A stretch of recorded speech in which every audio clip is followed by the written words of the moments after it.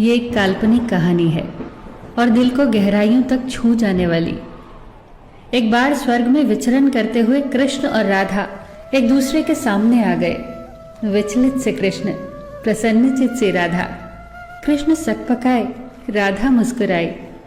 इससे पहले कि कृष्ण कुछ कह पाते, राधा बोल उठी, कैसे हो द्वारिकाधीश।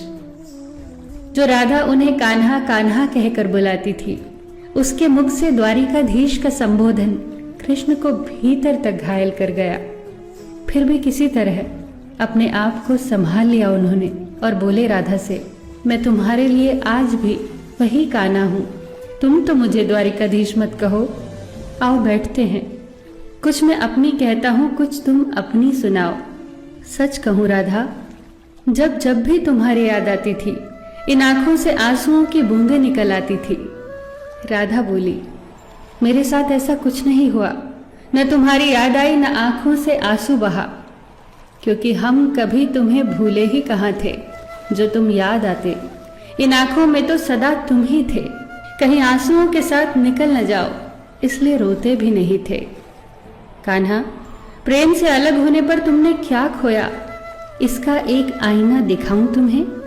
कुछ कड़वे सच प्रश्न सुन पाओ तो सुनाऊं। कभी सोचा है इस तरक्की में तुम कितने बिछड़ गए। यमुना के मीठे पानी से जिंदगी की शुरुआत की और समुद्र के खारे पानी तक पहुंच गए।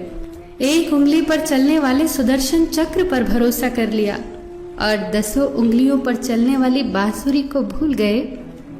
कान्हा, जब तुम प्रेम से जुड़े थे तो जो उंगली गोवर्धन पर्वत उठाकर लोगों को विनाश से बचाती थी, प्रेम से अलग होने पर वही उंगली क्या क्या रंग दिखाने लगी। सुदर्शन चक्र उठाकर विनाश के काम आने लगी। कान्हा और द्वारिकाधीश में क्या अंतर होता है बताऊं? कान्हा होते तो तुम सुदामा के घर जाते, सुदामा तुम्हारे घर नहीं आता। युद्ध में और प्रेम में यही तो फर्क होता है।